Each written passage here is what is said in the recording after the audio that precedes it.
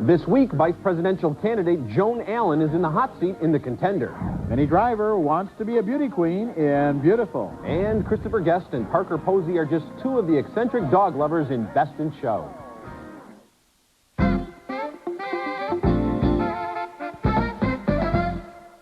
Fight back. Take the fight out of them. And what's the process? Confess.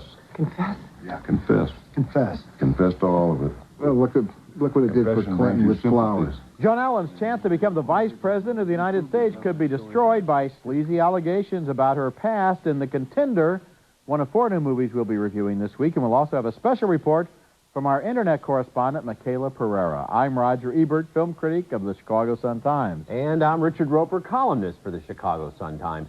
The Contender is a brave and unabashedly liberal masterpiece with noble heroes and charismatic villains squaring off in a high-stakes chess game in Washington. Joan Allen is the Democratic senator named Lainey Hanson, who has been named to succeed the recently deceased vice president. But to secure that appointment, she's going to have to win the approval of a bipartisan committee chaired by Gary Oldman's crusading Republican Congressman Shelley Runyon. Here, presidential aides Sam Elliott and Saul Rubinek call on Oldman. I'm not confirming a woman just because she's a woman. I mean, Lane Hanson has an extra burden. She has to come on the world stage with perfect credentials. Margaret Thatcher didn't have perfect credentials. The world respected her. The world accepted Margaret Thatcher because they knew she had to answer to Ronald Reagan. The moment Hanson is thrust into the spotlight, she becomes the target of a sleazy witch hunt that uses the internet to spread allegations about her supposedly rapacious sexual past. Well, it seems to me, Mr. Chairman, that all you can claim about me, is that I had sex while... Deviant sex. Oh, who deviant? Who says it was deviant? I do. And what I say, the American people will believe. And you know why? Because I'll have a very big microphone in front of me. Jeff Bridges is the handsome, whip-smart baby boomer president who's nearing the end of his second term. He's kind of like Bill Clinton without the bimbo eruptions, and he wants this appointment to be his legacy. But even a rookie congressman from Delaware, played by Christian Slater, says he intends to vote against the president. I envy you. I do. You know why? Because someday, years from now, you're going to come in here with your family, and you're going to look up at my painting, and you'll be able to say to them, your kids and your grandkids, that way back then, I defied my president. Yeah, it cost me my re-election, kept me out of politics forever. What a beautiful job by Bridges, striking just the right Kennedy-esque blend of charisma and ruthlessness. Now, Oldman's performance as a Gingrich-like congressman is equally powerful, and there are other standouts here, including William Peterson as an ambitious governor and Catherine Morris as an FBI agent who's on a covert mission. But the heart and conscience of this movie is Joan Allen, who shines in a role that makes her not just a contender, but a favorite for an Academy Award.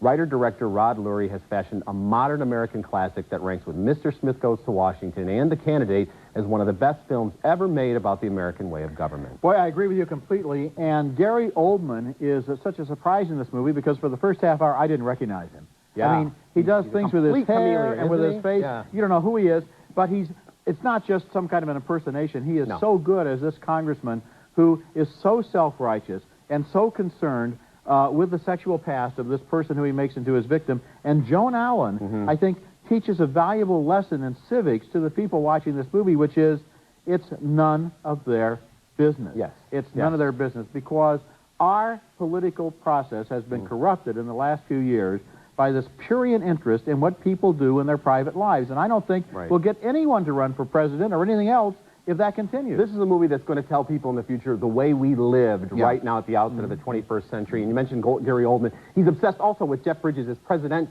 character. You know, he really has a thing about him because he got defeated by him at some debate they talk about. And because of that obsession, he can't see beyond what's going on there, and he's a real disgrace to the country. The other thing I really like about this movie, you mentioned it's unabashedly liberal. Okay, well, I would also like it if it were unabashedly conservative. What I like is that it's unabashed.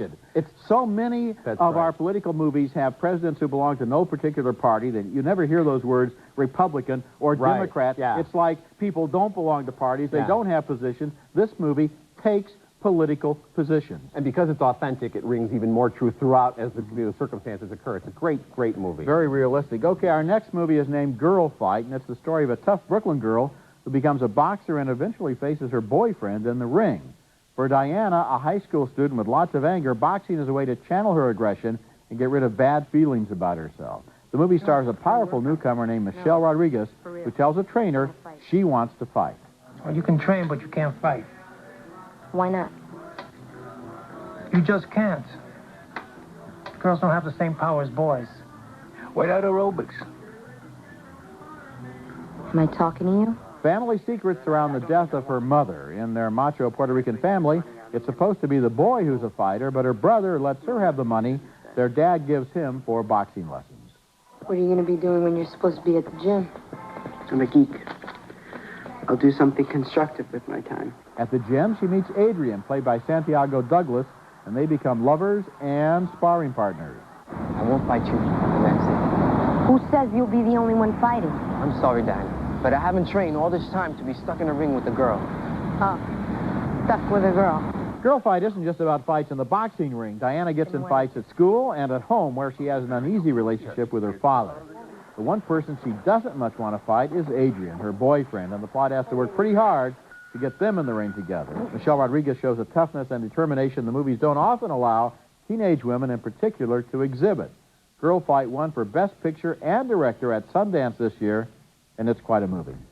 Well, I liked the spirit of the movie. I liked the energy, and I liked that it told a different kind of story, but I can't recommend it. And my problem is with Michelle Rodriguez, because I didn't believe for 1 second that she was tough enough to take on these boys and beat them in the ring. I didn't believe her as that tough of a fighter. And if I don't believe her as a boxer, then a lot of it just falls apart for me. I did. The first time we see her in the corridor of the high school, her face shows so much anger, so much resentment, so much determination and toughness. She's tough. I realize angry. that's her character. Then she goes through training, and I believe that it is possible for a woman to get to the point. In fact, I've seen a documentary about a woman about the same age. But they're novelty acts. You know, there are female boxers, and they fight each other. Oh, now you're going to get in big trouble there. Female boxing is a recognized sport. And which one of those female boxers can go in the ring against a guy? They can't do it. Tyrene Manson from On the Ropes. The documentary that got nominated for an Academy Award last year. And if she went guys, and she has won. But if she went against one of the top 30 or 40 boxers in her weight class, well, if you went against one of the top 30 boxers, you get. But I didn't believe that Michelle Rodriguez could fight. If this movie had been about her trying to be a singer, and she couldn't sing and couldn't carry a note, then you'd say this movie doesn't work because everybody else in the movie is saying, hey, she can sing. In this movie, they're all saying she can box. I'm saying she can't box, so I'm giving it thumbs down. Okay, coming up later, humans and dogs compete to be best in show. He went after her like she's made out of ham. Coming up next, Minnie Driver is a crazed pageant contestant in Beautiful. Cut! Now give me one of those fries. Hey, that's mine. When are you going to get that? I am not. Uh-huh. I'm not. Oh, no, don't tease her. Anyway, this is my last French fry until after the big contest, which is exactly 2 months and 9 days from now. Minnie Driver's Mona Hibbard is an obnoxious young woman who's obsessed with beauty pageants in Beautiful, a neurotic comedy directed by Sally Field. The little girl Vanessa is Hallie Kate Eisenberg from those Pepsi commercials, and Mona's best friend Ruby is played by the crinkly-faced Joey Lauren Adams, who kind of reminds me of a rock and roll version of Renee Zellweger. Now, having finally won a state pageant after years of defeats, Mona drags Vanessa along to shoot a day in the life. Suddenly, a pregnant woman provides the perfect photo op. I'm going to get you safely to a hospital, okay? Can you hang in there? Oh! Oh! Yes! Did you? Whoa, with the song!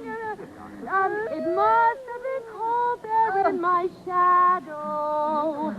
That may be the least funny comedic scene I've seen all year. Now, with the more sensible Ruby conveniently in jail on a trumped-up murder charge, don't even ask, Mona is the only one left to watch over bratty little Vanessa. What's the sign on the door say? Don't take that tone with me. You know the rule. Hey, kid, screaming is no substitute for acting, okay? Now, once Mona reaches the cheesy-looking national pageant, she makes no effort to get along with the other contestants. All it takes is focus, aim, and drive. Cut! Miss Illinois, I've asked you 3 times to gently toss the ball to Miss Texas. Well, is it my fault if she can't catch? Beautiful knows very little about beauty pageants and even less about television, judging by the scenes where a scheming reporter is doing an expose on Mona while the pageant is going on. The relationship between Eisenberg and Driver never develops as they screech their way through every scene, and the only actor who really escapes this mess with any dignity is Joey Lauren Adams. If you're looking for a much better take on this subject, rent Michael Ritchie's 1975 gem Smile, or even last year's Drop Dead Gorgeous, Beautiful was just drop dead awful. Boy, it was. It goes on my list of the worst movies of the year. And you talk about that reporter who's doing the expose of the beauty pageant. They couldn't even put her on the same set. She eavesdrops. She puts her ear up against the wall to find out what's happening on the beauty pageant. And she doesn't have a microphone either, by the way, which also, sometimes needs as a TV reporter. Yes. Another thing that's impossible is to figure out how the Minnie Driver character could get to who she is at the end of the movie from who she is at the beginning and in the middle. And three-quarters of the way through. Waves a wand and says, okay, you become a totally different person. And there's this very long prologue at the beginning, and she was an obnoxious kid. She becomes an obnoxious adult, and she's it's not likable. There's no reason. And at the end, when she's in the pageant, she's been involved in 4 scandals. One of them involved a woman getting her hand permanently scarred. Now it turns out that her manager is in jail as the angel of death who has poisoned people in a nursing home. What are the odds this woman could even be allowed to stay? Glenn Close in Fatal Attraction have we seen a woman so crazy. Okay, when we come back, the dogs behave better than their owners, and the comedy Best in Show. Go to the hotel and get busy, me!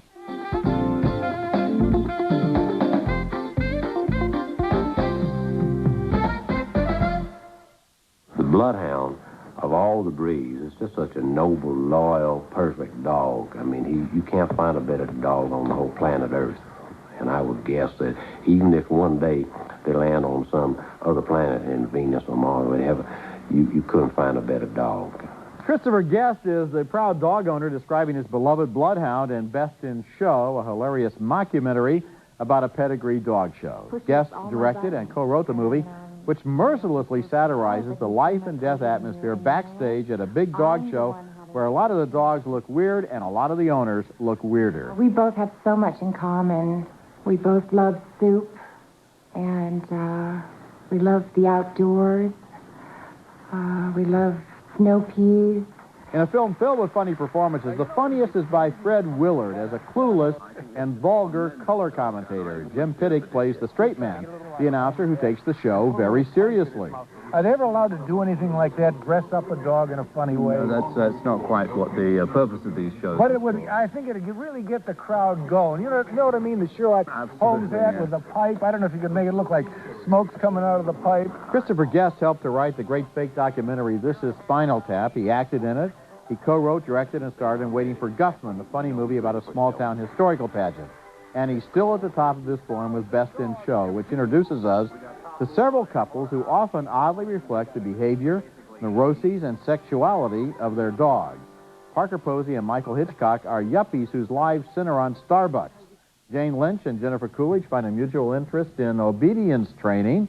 And after Catherine O'Hara breaks her leg, her husband, Eugene Levy, has to lead their dog, even though he has 2 left feet.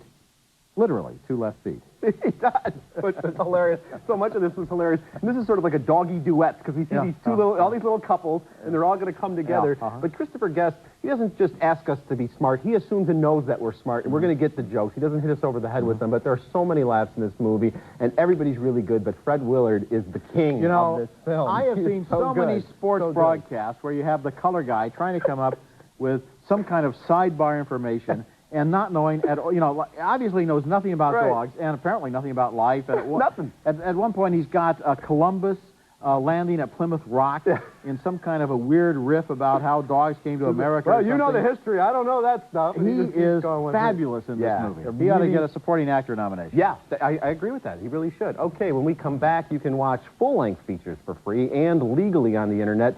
They may not all be great movies, but the price is right. Michaela Pereira will have a special report. We've talked before about short films on the Internet. This week we look at feature-length films on the web. Here with the story is our Internet correspondent, Michaela Pereira. Hi, Richard. Hello, Roger. Nice to be back with you. Welcome to CinemaNow.com. It's a site run by a group of filmmakers and a .com exec who say they launched the site because they love to watch and make films. Cinema Now positions itself as a resource and showplace for budding screenwriters, directors, and actors.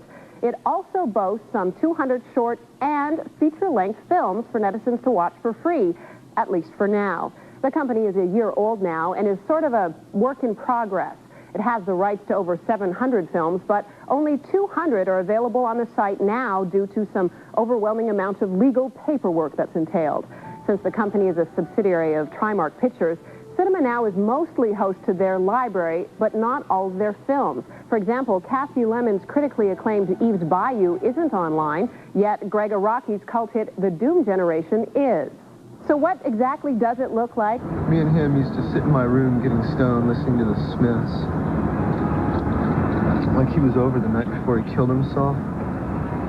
Right in the middle of Unlovable, he just started crying like crazy. Well, the site offers speeds from 56K all the way up to 700K, but that old issue of insufficient bandwidth sometimes prevents smooth, easy viewing. Remember the time we lost my mom's car? After the Thrill Kill Cult concert? We were so trashed, we couldn't remember where we left the car. Spokespeople at Cinema Now admit that while their list really isn't the cream of the crop, this is just the beginning. They liken their startup to TNT Cable in the early days, picking up content no longer running on broadcast superstations. Still, in addition to some of the Trimark titles I just mentioned, they also feature Hong Kong action movies from Tai Sang, cult favorites from Salvation Films, and they've just bought the rights to vintage titles from Allied Artists. And since Trimark itself is being acquired by Lionsgate Films, you'll soon see their titles added to the list of films as well. Now, as far as the site itself goes, well, I have to say it leaves a bit to be desired. At first glimpse, like many other sites out there, it's really hard to tell exactly what it's all about. In fact, if you take out the question mark on the made page, you might think that the site offered pornographic movies. Now, in terms of navigability, at first I found it extremely frustrating trying to find out exactly what films are available at Cinema Now. For first-time users, this could be annoying. Another hurdle for some viewers may be that, unlike many websites offering video content, you're limited to using Windows Media Player. Cinema Now says that it selected this format because it's the most widely available player and offers the best quality for their product. Having said that, they do go on to say that they may offer other formats in the future. So kudos to Cinema Now for doing what they're doing, starting small and hoping to expand. But in these days of .com carnage, may the force be with them. As for the future of this type of website, well, if this really is just the beginning, can we expect new feature-length titles on the web for free? Well, probably not. In fact, Roger and Richard, when we spoke to CEO Curtis Marvis, he says that they do realize that they're going to need to generate revenue. Right now, all they've got are banner ads and merchandise. But in the future, they may actually stream ads at the beginning of the films or embed ads themselves into the films. They may even try pay-per-view. Oh, that's what I want to see is an ad while I'm watching the movie. But I do realize that sooner or later, they're probably going to have to charge for some of these movies, right? They're going to have to. They're going to have to. And in fact, they say that that's one of the reasons why they're starting small. They want to see how they can go. They hope that as their audience increase, the quality of their films will increase, and people will then be able to and be willing to pay for some of the films they're seeing. And the quality of the picture itself has to improve, though, because it's sort of like cinema later when you're trying to download this thing, as you mentioned. I mean, I think that's a major concern, sitting for an hour and a half in front of your computer screen watching a full-length movie. Yeah. Now, what I found out, by the way, there is Windows Media Player for Macintosh, so that doesn't mean you have to have Windows. But I found if you sit further back, you know, the problem is we sit right in front of our computer screens, and then it looks fuzzy. But if you sit across the room and turn off the lights, it doesn't look half bad. And I was encouraged to find out that the Allied Artists package they're buying includes some good movies like The Third Man, one of the best movies ever made. They've definitely got some great titles that are to be expected. But as Richard, you pointed out, it is really a question of bandwidth. At this point, I can't be bothered to sit in front and watch an hour-and-a-half movie on a small screen. If I had it tubed into my television, might not be a bad option. So, Michaela, this is kind of like the opening salvo of the new internet, right? Because within a year or two, we are going to be getting movies like this, downloading them, paying for them, pay-per-view, and so forth. Or not? From where I stand, I think so. From where I stand, I really think so. A lot of people are already looking at short films online. Who's to say that they're not going to start watching feature-length films? I really believe that this is still an issue of bandwidth. If people can't get these films to stream, why are they going to bother? It's much easier just to go to your Cineplex. Or take Roger's advice and just go in the hallway and watch your computer from 20 feet away. 20 feet away with big old glasses on your face. Michaela, thanks so much for that report. Thank you. Thanks, Michaela. And we'll be right back.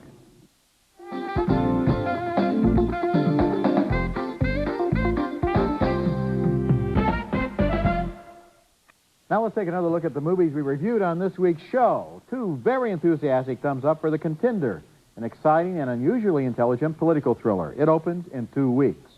A split decision on Girlfight. I thought Michelle Rodriguez was a powerful newcomer, but Richard didn't believe her as a prize fighter. 2 thumbs down, way down for Beautiful, the inept and inane beauty pageant comedy.